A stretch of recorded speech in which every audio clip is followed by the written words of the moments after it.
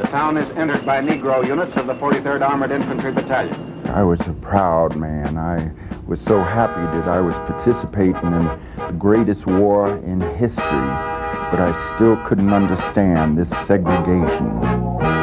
Oh, beautiful, our heroes proved in liberating strife. Many of us felt we never would get a chance to really fight. Who more than self their country loved, and mercy more than life. I couldn't go in, which I didn't realize at that time was because of the color of my skin. America, America, make God thy gold refine.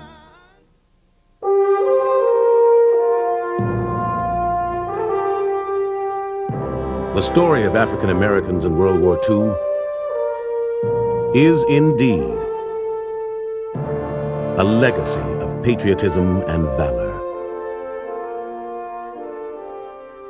In 1941, Americans looked at their world and saw war everywhere. Across the Atlantic, Adolf Hitler's German troops occupied nearly every inch of Europe, from France to Russia, to the Baltic Sea and in North Africa. In the Pacific, the Japanese Army and Navy had already captured parts of China, Manchuria, Korea, and a number of nearby islands. Pearl Harbor would soon stun the United States into war. Monday morning, the first thing I did, go down to the Army recruiting station to enlist in the service of my country. I was told there was no quota for black troops. You've got to remember that this country was very discriminatory, segregated, and there was no change. First of all, black sailors, as sailors per se, other than as mess attendants or stewards, weren't permitted into the Navy. Well, given the fact that I was in the segregated Army, that made no difference. I joined the Army to fight for the country, for my country, because I was born and raised and nurtured by this country. And I saw no reason to slack off because of being segregated or being in a racist society. African Americans' participation in the armed forces was regulated by firmly held beliefs. Blacks should be organized in segregated units. Blacks would not mind segregation. Blacks should be used only in service units. Blacks should not command whites. The motivation was basic. I'm a black man, I was colored then. I felt that if I fought for my country, shed my blood if necessary, when I come back home, I would be treated as equal. I earned it. In a sense, I really believe before two wars. One's the war against the Axis, the Germans and Japanese, and the other is a war against segregation. African Americans would fight, bleed, and die in World War II to free people around the world. Their performance on the battlefield would change the American armed forces forever, and their bravery would pave the way for the modern civil rights movement that would emerge after the war. But one battle would take much longer to win. It would take more than 50 years for America to fully recognize the heroism of its black war fighters.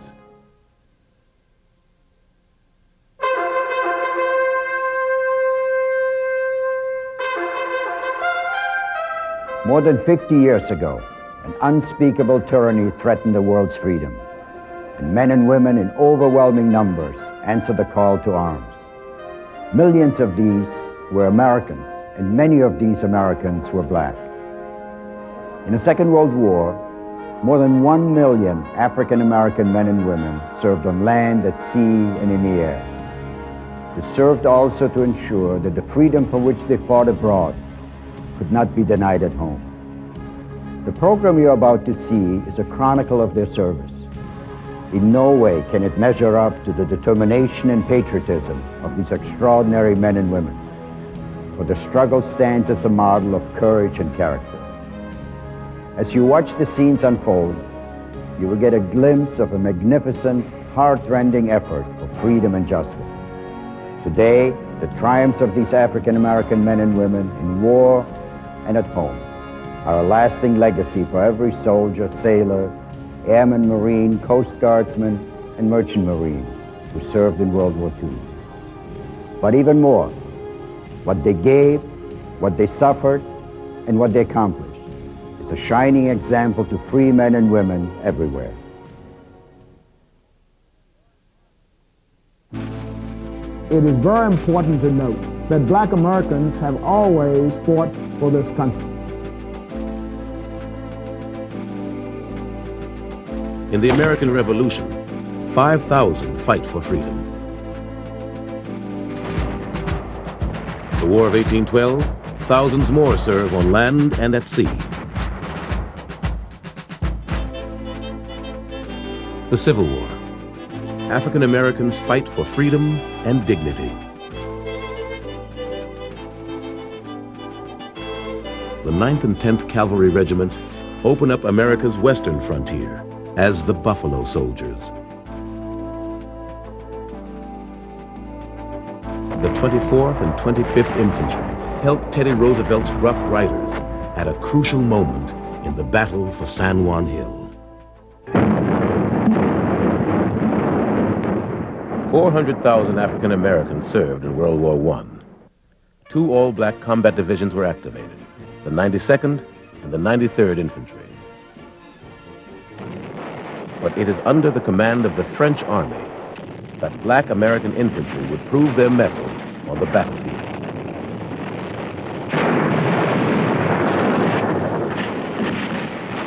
For their bravery, France awards black soldiers its highest medal, the Croix de Guerre, and the United States awards black soldiers from both units the Distinguished Service Cross. Despite their bravery, the number of black soldiers in the Army are severely reduced during the period between World War I and World War II. In 1940, there were only 4,451 African Americans in the United States Army. 5 were commissioned officers and 11 warrant officers. The rest were enlisted men, mostly in service and supply units. There were no black Marines and only a few mess stewards in the Navy and Coast Guard.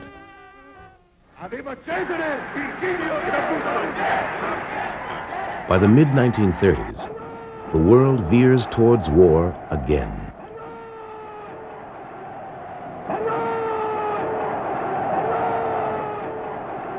African Americans still must fight for the right to do their part.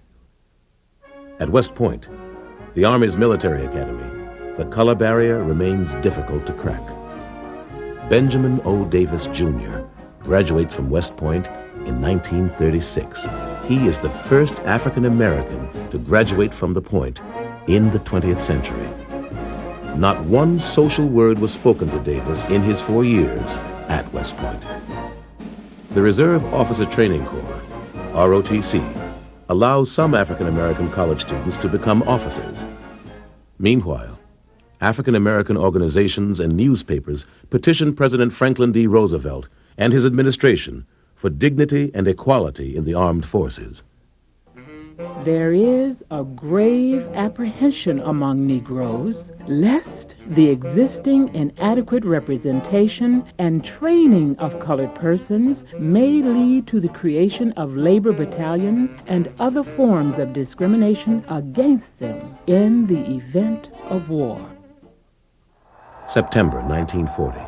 Congress passes the Selective Service and Training Act. The first number is serial number 158. It promises that black Americans will be represented in the armed forces in proportion to the general population. PFC, the CPL, the SGT, the LT, CP, the OD, the MP makes you do cappy. It's a G.I. jive, man. But the Marine Corps isn't accepting blacks. The Army Air Corps isn't accepting blacks. The Navy is, but only as mess attendants. The Army takes African Americans, but only as replacements for its all-black units. On the home front, blacks face discrimination in the expanding defense industry. African American organizations continue to protest. A. Philip Randolph sets a July 1st date for a march on Washington. To stop the march, President Roosevelt offers a compromise. He issues Executive Order 8802, which establishes the President's Committee on Fair Employment Practices. The order promises to end discrimination at factories producing for the national defense.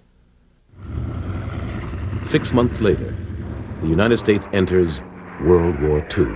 December 7, 1941, a date which will live in infamy. The V for victory becomes the double V for black Americans. Victory over fascism, victory over racism at home. The double V becomes a rallying cry for African American participation in America's armed forces and on the home front. Someday he'll come along. From black entertainers joining the war bond campaign rallies, to farm workers, to workers on the assembly line, African Americans help boost morale and supply America's armed forces. I'll do my best. We did what we did because we were there and we had to do it. You had over 50,000 black soldiers, and they were from the port of embarkation, where all the goods come in, all the way up into the jungles, which is where we were.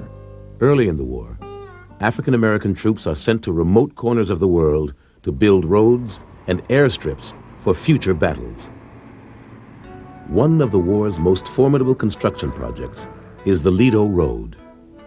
Running from Lido, Assam in India to Kunming, China, over the Himalayas and through the jungles, the Lido Road will be more than 1,000 miles long.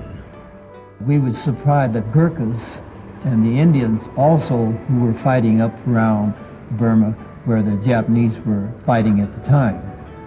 We also supplied American supplies, and we also supplied the Chinese. Of 15,000 troops who build the road, 60% are African Americans. The 823rd Engineer Aviation Battalion begins work on the road in December 1942. The 849th and the 1883rd Engineer Aviation Battalions and others soon joined them. Freight trains of the Bengal-Assam Railroad pull into a transfer shed located near the point of origin of the Lido Road. A detachment of Negro engineers began work on the road in December 1942. In this headquarters area, the Negro units handle every phase of the operations incident to moving vital replacements along the Lido route. On January 12, 1945, the first convoy of soldiers traveled the Lido Road. And when the first convoy from India to China rolled over the completed road, 25 months later, a Negro was driving the lead vehicle. In driving, instead of shifting automatically, double clutching, when you start going up the mountains, you don't have time to double clutch if you have a loaded truck, so you fly clutch it. So you slip past the gears. It's rough on the truck, but you got to your destination safely. On the other side of the world, African American troops battle frigid Arctic temperatures and blinding snow to build the Alcan Highway. Well, black soldiers, some of them had never drove a bulldozer, had never drove a truck, a big heavy truck, never drove a road grader, but they learned how to use that and did that kind of work themselves. We wasn't taught to do none of that kind of work. The terrain was very rough, it was unstable, it would vibrate, which made it rather difficult for the bulldozers. The temperatures varied anywhere from 32 below zero down to 65 below zero. Bulldozers would freeze to the ground, trucks would freeze to the ground, and then once you cut the motor off, you couldn't get any of them started. On the Alaskan Highway, the black troops were housed in pyramidal cloth tents. while the white soldiers were in mason huts and housed in some of the army bases. What protected the black soldiers inside of the tents, the frost was about an inch thick, which acted as insulation. From April 1942 until July 1943, black soldiers work on the 1,600-mile highway that will link Alaska, Canada, and the United States to supply Allied forces. It was a great accomplishment. It's a great feat, and some compare it with building the Panama Canal. Planes for Russia at Fairbanks, Alaska. The first Russia-bound planes Through a Lend-Lease program, the United States got 8,000 planes to Russia by way of the Alaskan Highway. African American soldiers also build airfields that paved the way for the liberation of Europe. Hard work, sweat, and tears. And the thing was this: you don't go home until you finish this line. The quicker you get it finished, then you go home. The Tuskegee experiment was designed to fail. I was not going to fail. The officer in charge told me, he said, well, we don't have any colored in the military, Army Air Corps. There are other places for you, and we will not have any. The basis for their refusal was a staff report which had determined, I use that word euphemistically, that colored troops did not have the capability, the intelligence, the courage, or even the coordination to fly fighter aircraft. There were a couple of young black men in the Chicago area who felt so strongly about wanting to fly military aircraft that they rented an old Lincoln Page biplane and flew it to Washington to focus on the fact that blacks did not have opportunities to learn to fly military aircraft. Yet they were met by then Senator Harry Truman. His statement, if you guys have the guts enough to fly that thing all the way from Chicago to Washington, then I have guts enough to see that you get what you're asking for. Mrs. Roosevelt went down to Tuskegee on a visit, and while she was there, she went out to Moulton Field and she met Chief Anderson, who was the chief pilot of the primary phase of flying. And she went, to the dismay of the Secret Service and everybody, she went for a ride with Chief Anderson. And when she went back to Washington, within a short time, the Tuskegee experiment was begun. The War Department announces plans for the formation and training of an all-black pursuit squadron. An airfield to train the pilots is built in Tuskegee, Alabama. The first class consisted of 12 students and one military officer, who was then Captain Davis, who later became the commander. I was transferred from the base at Tuskegee Army Airfield to command the 99th in August of '42. We were very much interested in flying. I think that everybody felt that this was an opportunity because they'd not had the advantage of such training before. We had come to the realization that that it would not come easy, that we would have to be almost twice as good as the other people if we were to succeed, but admonished ourselves and admonished our comrades that this was not only for us, but it was for our whole race of people. In April 1943, the 99th Flight Pursuit Squadron leaves for North Africa. Lieutenant Colonel Benjamin O. Davis, Jr. is in command. He has no combat experience. The 99th is stationed at Cape Bon, attached to the 33rd Fighter Group. Trained for pursuit, the 99th ironically flies bombing and strafing missions in North Africa and Sicily through the summer of 1943.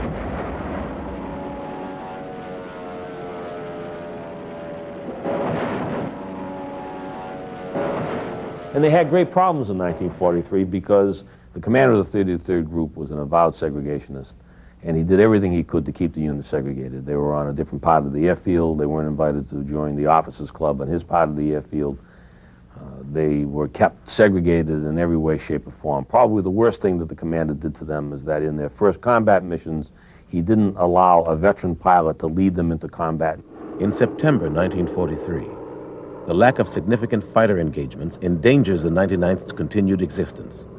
Davis is ordered back to the States to defend the 99th's record.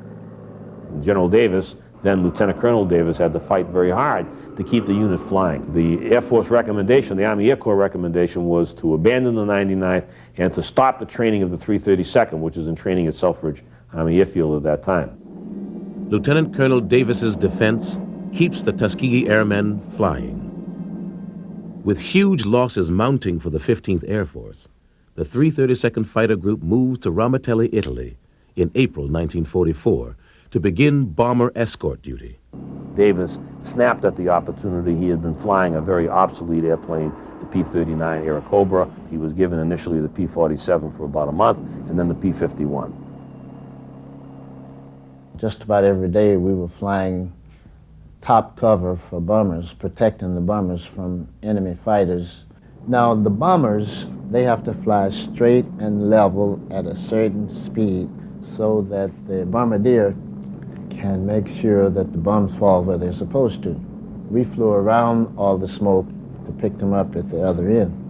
And it's a sad commentary when you see those guys coming in there flying like bugs and you can see them explode. On mission after mission, bomber crews look to the 332nd's Red Tail fighter escort for protection. You would stay with the bombers because that was your primary job, because when the fighters went running off chasing other fighters, chasing German fighters, then new German fighters would come in and there the bombers would be all by themselves. The 332nd never lost a bomber to an enemy fighter in 200 missions stretching from May of 44 to April of 45. That is a unique record. No white unit, and all the rest of them were white, that stayed in the hunt as long as they did, could make that claim. One of the Army's best kept secrets was that there was a black fighter group. We had no idea that the Red Tails, who had given us the finest escort and whose escort we preferred, were black pilots. Not an idea in the world. The Tuskegee Airmen were a bunch of very courageous, able, intelligent, aggressive young African Americans who were not going to be stopped by anything, and we were some damn good pilots. There was just a feeling of patriotism and a feeling that everyone wanted to help out in the war effort. African American women also answered the call to service.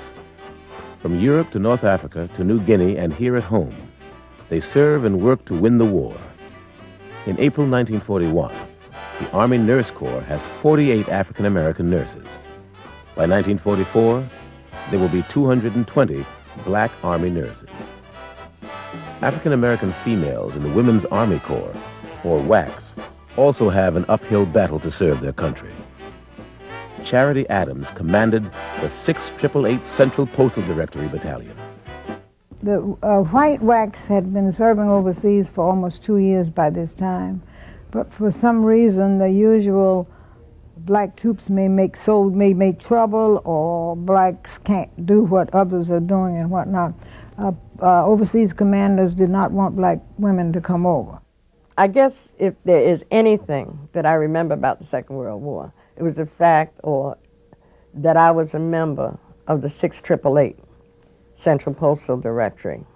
It was the first and the only battalion of black women to serve overseas during the Second World War. And I'm very, very proud of that.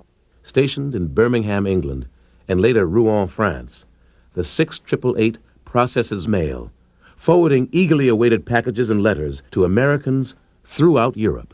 Their job was redirecting mail that had had one attempted delivery based on the last address the people back home had. But of course in war times you move pretty fast. Our job was not exciting, but it was necessary because it was necessary for the morale of the troops. Mail meant morale.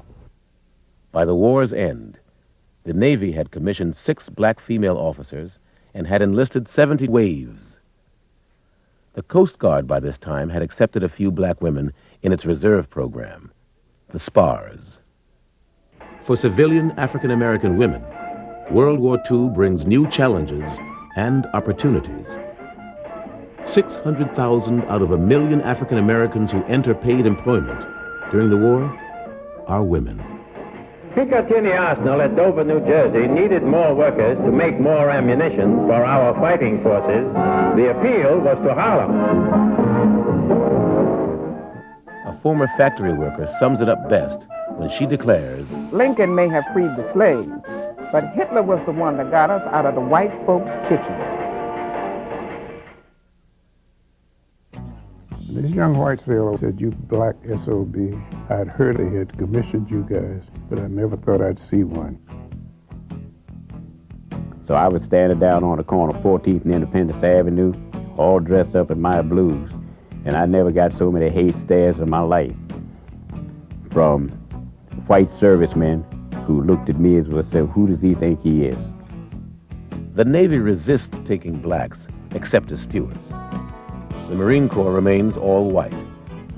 In 1942, the need for manpower cracks the Navy's and Marine Corps' color line. The Secretary of the Navy said that black folks couldn't handle the modern arms of warfare that they had in the Marine Corps, and that was a challenge to me, and that's why I went in. In June 1942, the U.S. Marine Corps enlists blacks. From across the country, African-American recruits arrive at Munford Point for boot camp. For many of them, Munford Point, like other Southern bases, is a rude awakening. How in the world did I ever get into something like this? Our receptionist said, "You will say yes, sir, no, sir, and you will not move until you are told to do so. Do you understand, boy?" I'd heard what happened to black people or colored people, as we're called it, south of the Mason-Dixie line, but I had no personal real experience, and my parents, who were Southerners, basically never talked about it. Colonel Samuel A. Woods, Munford Point's commanding officer, is sympathetic to the challenges faced by his recruits. Colonel Wood, who, as you know, was a graduate of the Citadel, was, in my opinion, the fairest white man I've ever met or seen. Almost weekly, he would have us write a letter to Washington in which he was complaining about the way we were treated as human beings in North Carolina. We did all the things that all Marines do: close order drill, find a rifle range, hand-to-hand combat, using maps, survival training, anything that any other Marine got. In the Navy, the number of black enlistees approaches 100,000, and the Navy establishes its first training program for black naval officers. I didn't know why I was going to be sent there, and didn't actually find out why, because we had sealed orders, until we got there and met 15 other young black men to discover that we were the guinea pigs to either prove or disprove the myth that blacks were not capable of serving as officers in the United States Navy. They later became known as the Golden 13. The Navy trains the black cadets within a segregated area at Great Lakes Training Station in Illinois. We tried to study together, work together. Well, certainly we're trying to be better than the next guy, and I think everybody was very competitive. It was very cooperative and yet competitive. By doing that, I think we raised our own level of accomplishment. Black sailors who were in training came there with a purpose, and that purpose was to make sure that people knew that they could sail, that they were qualified to be sailors. The majority of them, I would say 95% of those guys, would have been able to have sailed any place. The Navy's USS Mason and the PC-1264, with their predominantly African-American crews, escort and protect vessels during the war years. Pioneering African-American officers and enlisted men also serve in the Coast Guard and Merchant Marine, while protecting our shores and delivering men and material of war to battlefields around the world. Afro-Americans knew nothing about airborne because it's a very elite service. It was restricted then only to whites. But here we're now going to be the only all-black parachute unit in world history, black from top to bottom. The 555th Parachute Company, the Triple Nickels, an all-black unit is activated at Fort Benning, Georgia. These paratroopers achieve a remarkable record. Not a single refusal to jump. With unit morale high, the Triple Nickels expect to see combat. You remember that the Battle of the Bulge had done great damage to our force in Europe, and they were looking for a specialized unit to join 82nd Airborne Division in some form. We spent 4 weeks in individualized training, jumping every single week, both day and night operations. Instead, they are stationed in Pendleton, Oregon to join Operation Firefly, a mission to protect the West Coast from Japanese balloon-borne biological weapons and incendiary devices designed to start forest fires. Kept from combat during World War II, the Triple Nickels nevertheless prove their ability to perform the task. Their success lays the groundwork for later integration of African Americans into the highly skilled 82nd Airborne Infantry Division.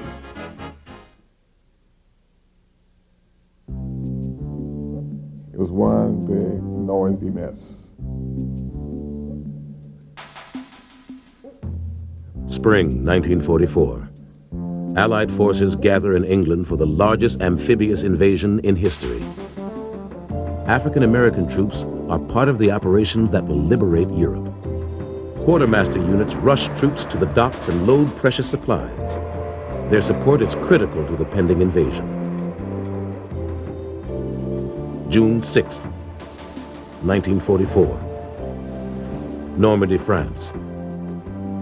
D-Day. The invasion begins.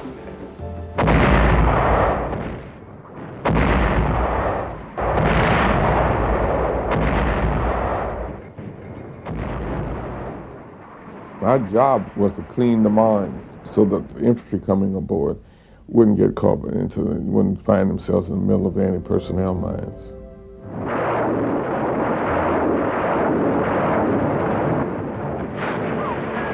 At Omaha Beach, black soldiers of the 320th Anti-Aircraft Balloon Battalion release barrage balloons to protect the Allied troops and ships. African American medics tend to the men wounded in the bloody battle. The number of casualties on Omaha Beach was phenomenal. We had never seen that many, or even thought that there would be that many casualties. I helped, along with other medics, to dress and to do the best we could with the wounded. Port companies arrive in Normandy. They work 30, 40, 50-hour shifts, building docks and unloading supplies that will sustain the Allied push toward Germany. General George Patton's Third Army breaks out from the Normandy beachhead.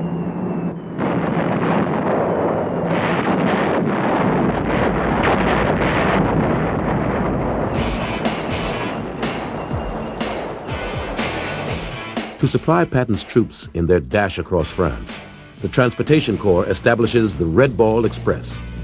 Nearly 70% of the soldiers who man this massive effort are African American. The 469th Quartermaster Unit is in charge of 30 truck companies. They deliver food, ammunition, and fuel to the troops, and transport prisoners and casualties to the rear area. These unsung heroes of the road live up to their motto: keep 'em rolling, keep 'em supplied, keep 'em smiling. During World War II, the Red Ball, they constantly was going all the time. No stopping, always on call, any time of day or night. The Red Ball Express carries 8,000 tons a day for 4 months. From August to November, they will haul more than 400,000 tons of supplies. By the end of 1944, nearly 480,000 African Americans are serving overseas. In World War II, the African American experience At times it was not nice. I was quite frustrated with what was going on. We had to keep our thoughts and our minds on the big picture instead of worrying about segregation. The regiment really was not as well equipped and as well trained as it should have been. 92nd Division was named for the Buffalo soldiers of the 9th and 10th Cavalry. The 92nd Infantry Division is reactivated in 1942. Only 20 years after they had carried their battle flag into World War I, the proud 92nd would fight racism, in training and on the battlefield. We were victims of being sent to locations where Negroes couldn't do any harm to cities they were stationed near. Segregationist army policies and white citizen protests make it difficult to find places to station all-black units. With the all-black 93rd Infantry Division stationed at Fort Huachuca, Arizona, no other single post is available for the 92nd. When the 93rd ships out to the Pacific in 1943, Fort Huachuca opens for the 92nd. White commanders of black units were Southern selected officers. And I found personally, and other black men found personally, that men who were generally not from the South were more considerate toward us, more respectful toward us. And we enjoyed serving under them more so than from under the white Southern officers. Well, the general feeling of the white leadership in the units that I was in, I'm speaking of my own self personally, that they didn't think very much of us. They didn't think we had the intelligence to even pull the trigger and shoot straight. Army practice kept white officers from serving in units where they were junior in rank to any black officers. This created tensions in the 92nd. This practice limited the use of black officers and, more importantly, restricted their rank. I was angry. It made me feel very, very angry. The fact that my intelligence was insulted every time that I would make a suggestion on a tactic. The black officers were never given any latitude in any command situation at all. I was downgraded because I was black. The 92nd is commanded by Southerner Major General Edward M. Allman. It is in a climate of racial mistrust that the 92nd trained for combat. Brigadier General Benjamin O. Davis Sr., on an inspection tour, noted that Major General Allman had overlooked the human element in training, with no thought to establishing racial understanding. My combat team was one of 3 combat teams in the 92nd Infantry Division.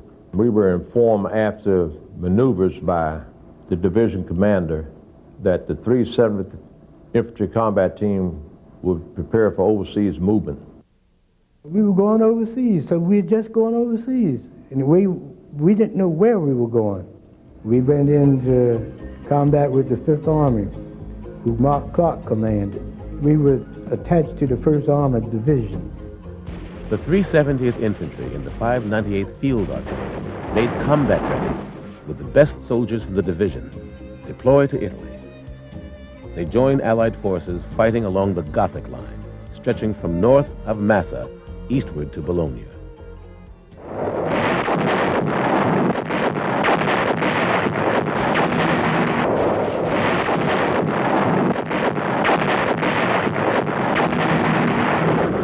The 92nd's 370th Combat Team fights aggressively and maintains contact with Axis forces.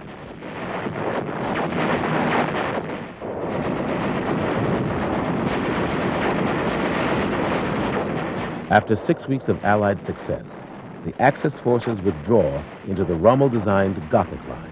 The German soldiers in Italy were seasoned soldiers. They had come from another front. Namely, I think most of them came from southern France. They knew what they were doing. When you ran up against a bunch of them, you knew you were in a fight. The rest of the division arrives in late October and November and goes into the line. 2.4 inches of rain in 24 hours, ending 9th December, flood a regimental bivouac area of the 92nd Division at a point 17 airline miles south of Bologna. A field artillery battalion improvises a ferry to carry ammunition to a stranded battery across the swollen stream.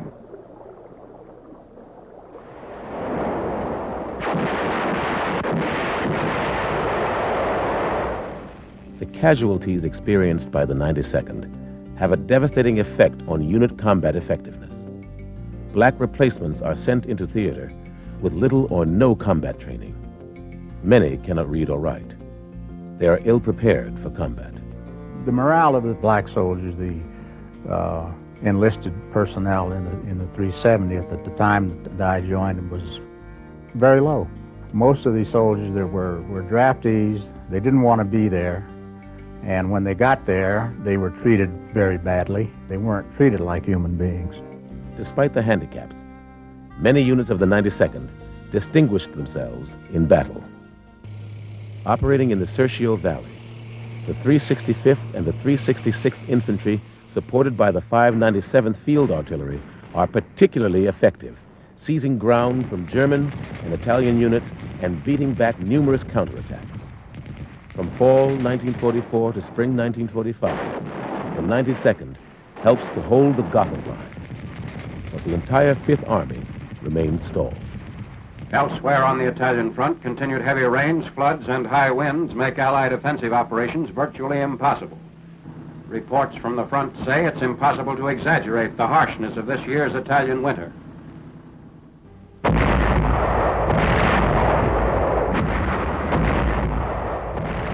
In April, the 5th Army begins its final drive through the Gothic line. There have been changes. The 92nd is reorganized as an integrated force. Attached are the famed Japanese-American 442nd and the white 473rd Infantry, along with the black 370th. They roll up the western Italian coast, liberating the ports of Massa and Genoa. Many African Americans distinguished themselves in the Italian campaign, but received little recognition. There was a definite program afoot to suppress acts of bravery or acts of heroism on the part of the black soldiers. I never heard any stories or any comments concerning bravery by black soldiers from any of the white officers. And every time we turn around, we hear about acts of bravery of the white soldiers.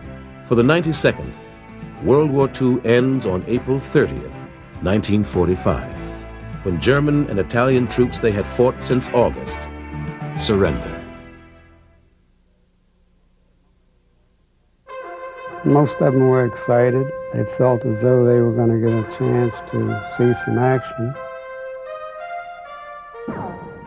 Under the leadership of General MacArthur and Admiral Nimitz, Allied forces undertook the island-hopping campaign that led to the Japanese homeland. Black troops are in the thick of the ferocious fighting. The first African-American unit to engage the enemy in ground combat was the 1st Battalion of the 24th Infantry, fighting on Bougainville.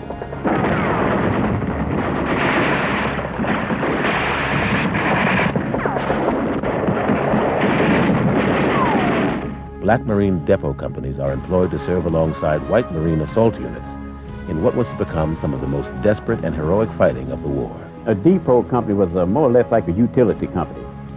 So a utility company could be used in any capacity, even in frontline combat, because when the Marines went on Tarawa,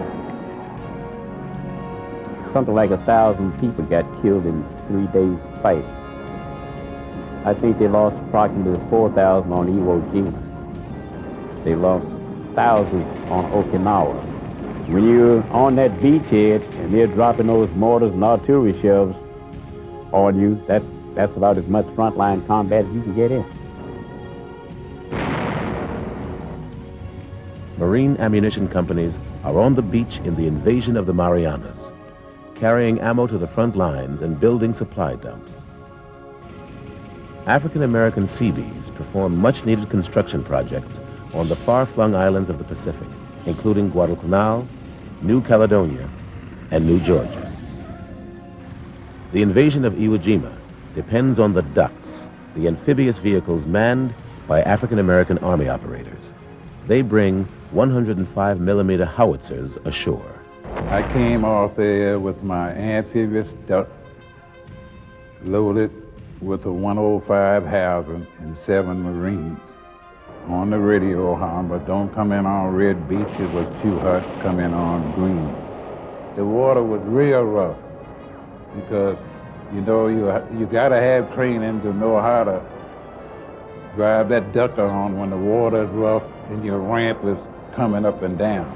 Well, I tell you, I was scared going in, I was scared coming back. All that fall over top and you don't know what's gonna hit you. On shore, Black Marines face a nightmare of enemy fire with the invasion force.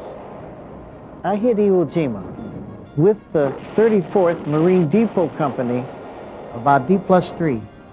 This was the night of D+3. And they put me and a few other Black Marines up to hold that line. Well, it was kind of scary. Of course, I wasn't afraid because perhaps I didn't have sense enough to be afraid. I always felt that anything horrible happening would happen to somebody else, not me.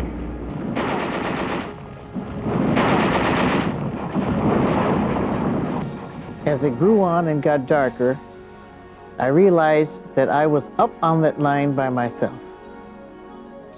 There being no light so you can see, all around me I could hear Japanese talking. You knew that the enemy was out there, and you wondered whether or not you'd be able to get into the beach safely, or whether or not perhaps you'd have problems getting in. The intensity of the fire on such a small areas that one could have been killed at any one time, at any one place.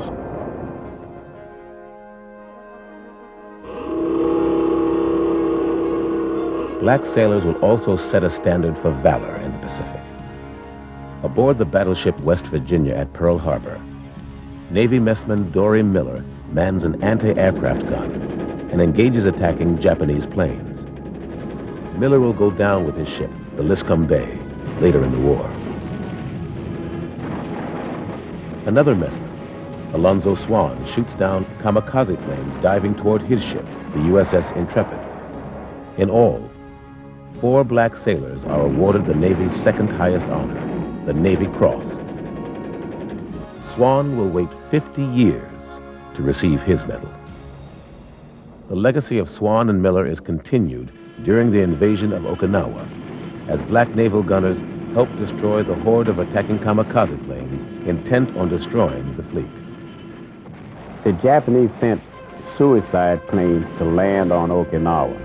We saw Japanese planes trying to dive into the ships, but the Navy gunners blew them up in midair. Most pride, I think, is having put your life on your line for your country. The feeling then was that you would have lost your life for a good reason, a good purpose. I'm proud to have been a Marine, and you'll find most black Marines think the same way that I do. If this country ever went to war, I wanted to be a definite part of that war. Word came out that they wanted volunteers, colored troops they call us in, to volunteer to fight in white units as an integrated unit. I was told it would be integrated. We got ridiculed quite a bit by a lot of combat troops that came over. We went overseas earlier in the war to help build the airports and so forth for the 8th and 9th Air Forces.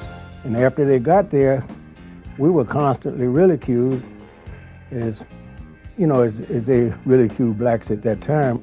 I liked the action. That outfit didn't have enough action for me. I was in the Army and I wanted to see some action. By December 1944, the Army faces a dangerous shortage. Few white combat replacement troops are left in the European theater.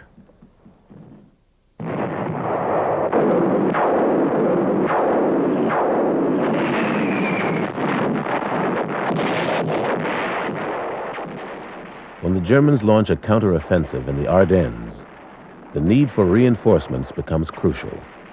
There is only one place to turn: the all-black support units behind the lines.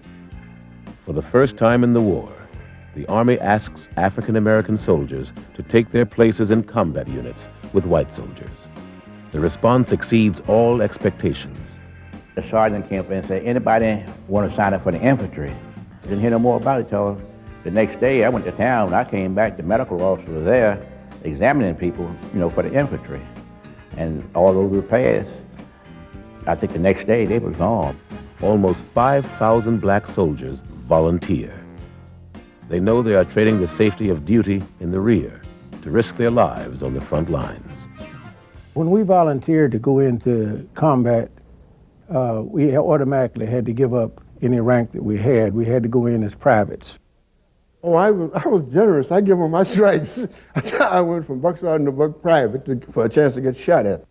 I was just boiling for a fight. I'll be frank with you. I was boiling and stewing for a fight anyhow. It didn't make any difference to me who I fought. To limit the effects of personnel losses in service units, only 2,500 black soldiers are taken. In January, they begin infantry training. They sent troops who had been wounded and couldn't go back to their unit, infantry-type sergeants, to train us. We received the best training anyone could receive to prepare to go into combat.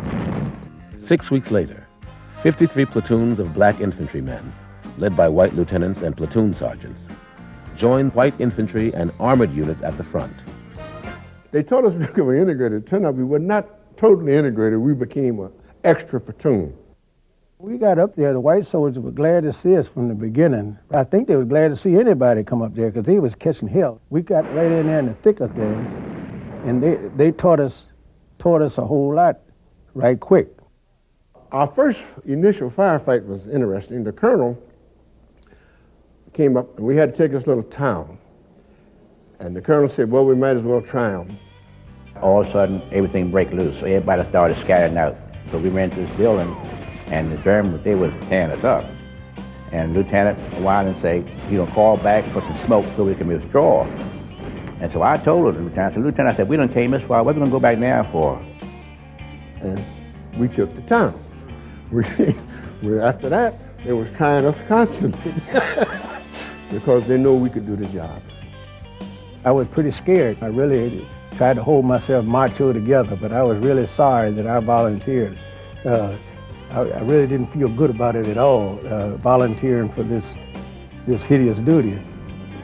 If you've never really been on artillery fire in air bombardments, you don't understand it. We were under heavy artillery fire, and I was so frightened that I grabbed my steel helmet and pulled it down to my feet. Now, this sounds stupid. I know you can't do that, but that is what fear will do to you. The Army calls the platoons an experiment in integration. The relationship between the blacks and the white soldiers was very good. It was excellent. They are more like family. Anytime anybody knows you're in combat, you're a family man.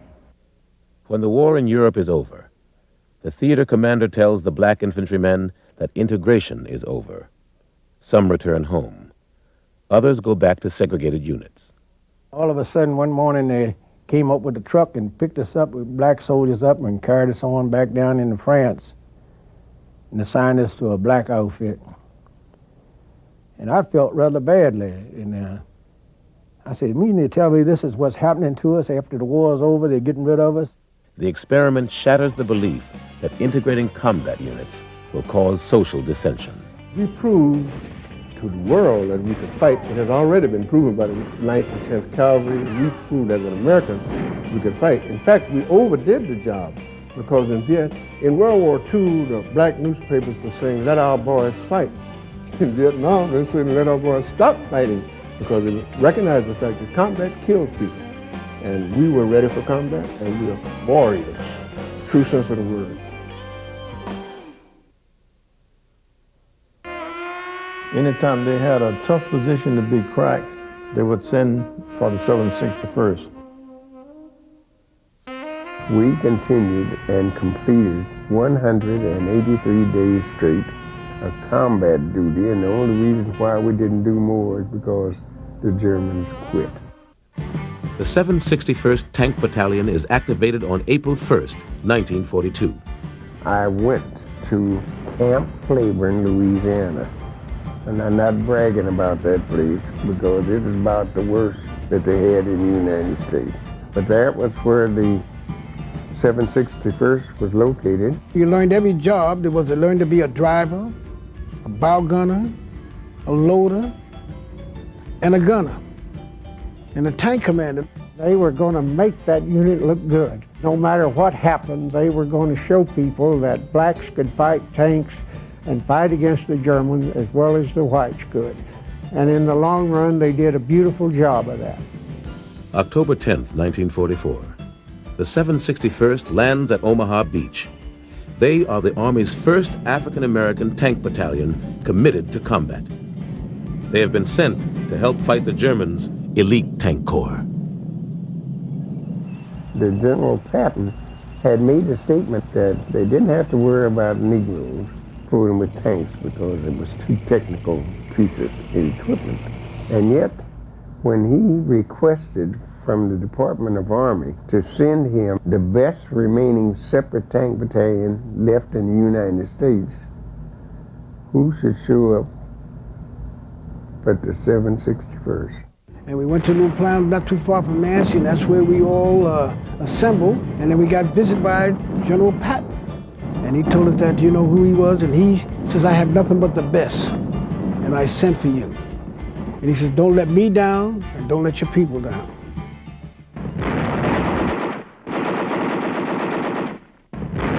We were pinned down, buttoned down in these tanks. The first battle around Chateaubourg and Chateau Saline. And we had a hell of a battle there. And we took those cities. We took those 3 cities the first day. And we unbuttoned, came out, and they almost fell off their feet to see that we were black. Through November, the 761st battles its way through Jussey, Mauvais-le-Vic, and Goubling. This unit had an exceptional record in combat. December 1944. The Battle of the Bulge.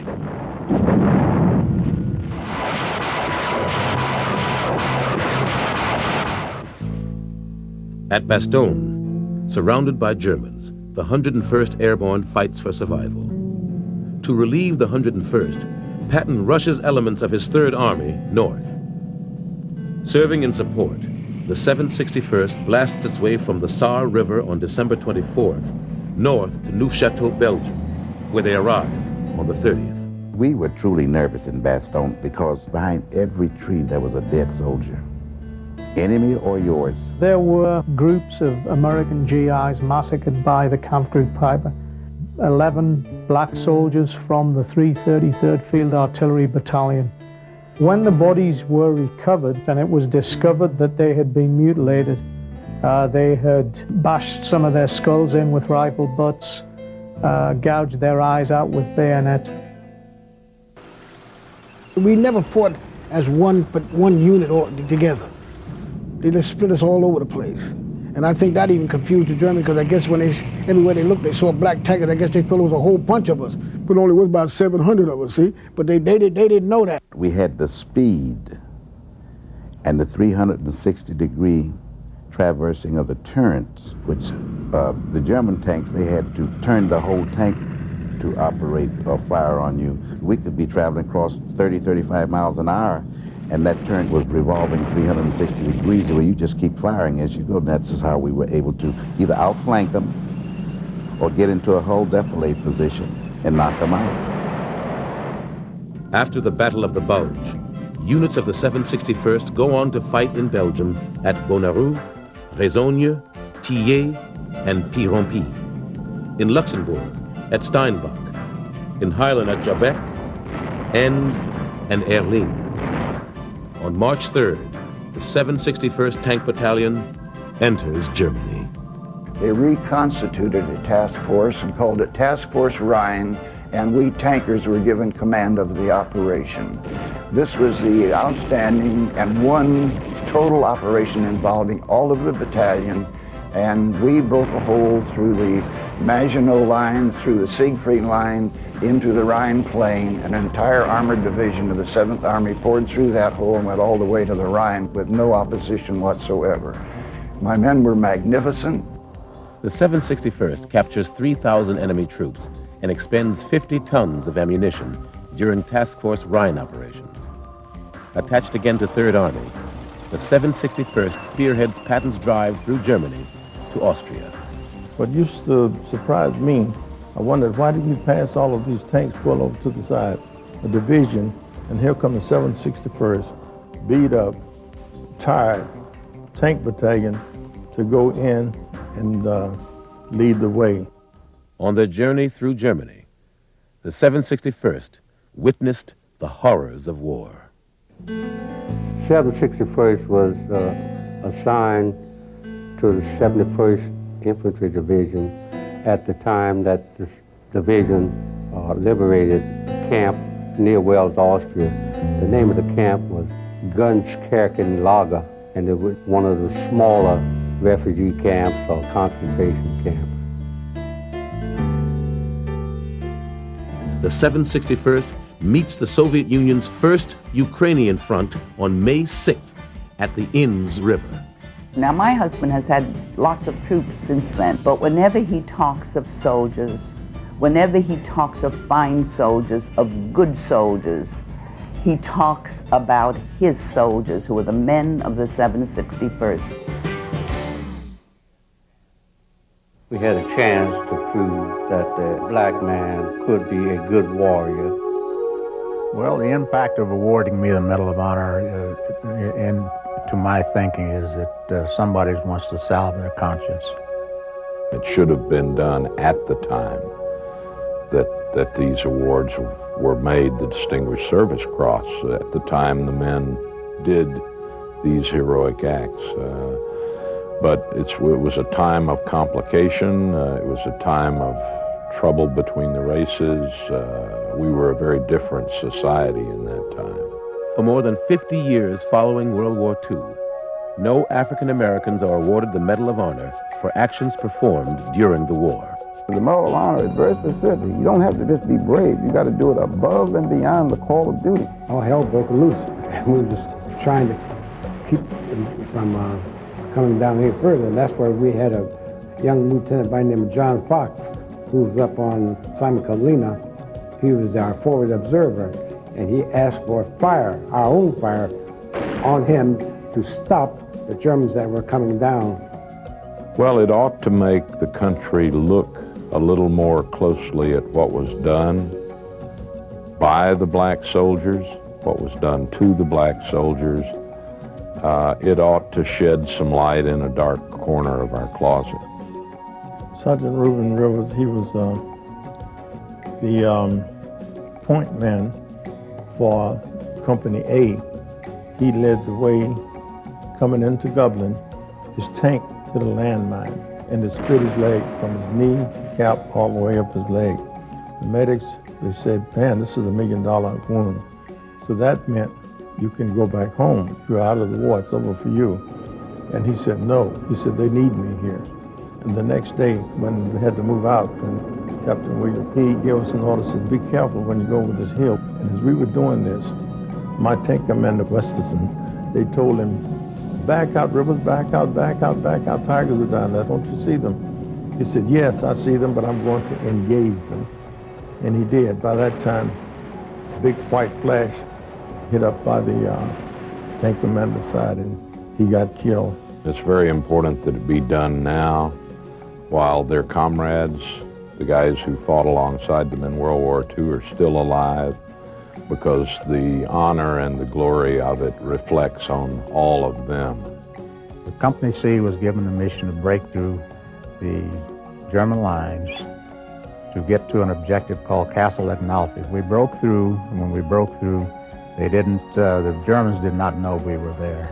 During the action of breaking through the lines, we neutralized 3 machine gun nests, a couple of dugouts.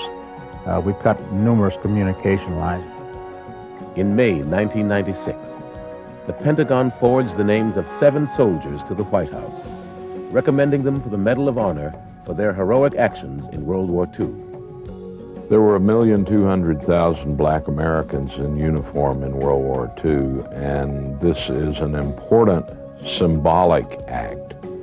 But I don't think there's any way in this day and time that you can adequately recognize all that they contributed and all that was denied them in terms of medals and honors and promotions, these sort of things, there's no way that you can balance the books entirely at this remove. We're half a century down the road.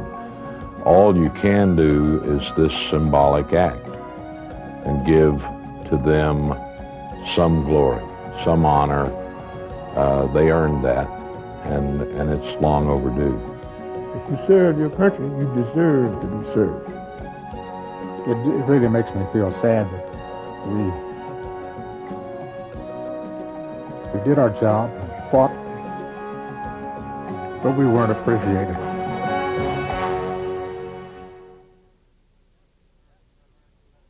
The African American veterans of World War II served a nation that was not yet ready to serve them. With their double V symbol, they fought against both fascism and racism. They were determined to prove to their fellow Americans that they were their equals on the battlefield and were entitled to be their equals at home. We should all be proud of the sacrifices they made on the snow-covered fields of Belgium, in the skies over Europe, and on the bloody beaches of Iwo Jima. They wrote a noble chapter in American military history. Their legacy made my rise in the military possible. I stood on their shoulders. They made America a better place for all of us. They asked for no special recognition. They asked for no tribute. They just wanted to fight for their beloved country, and they did. We owe them our thanks. We must continue to carry on their legacy of commitment and courage.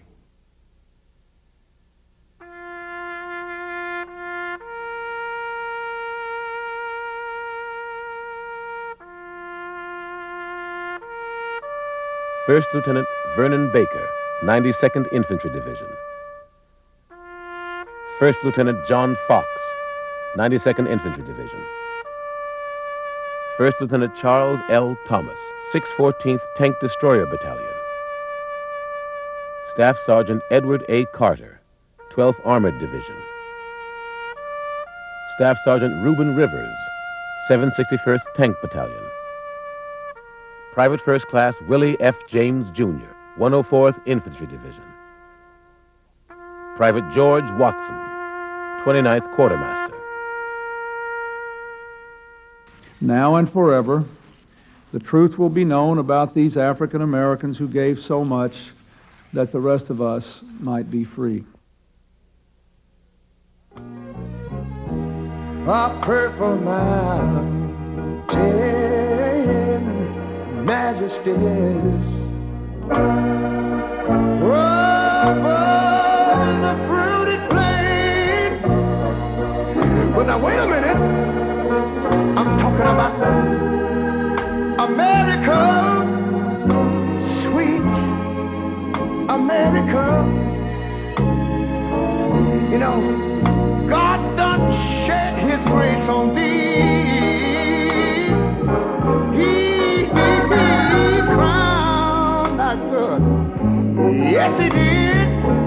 Heavy brotherhood from sea to shining sea. You know, I wish I had somebody to help me sing this.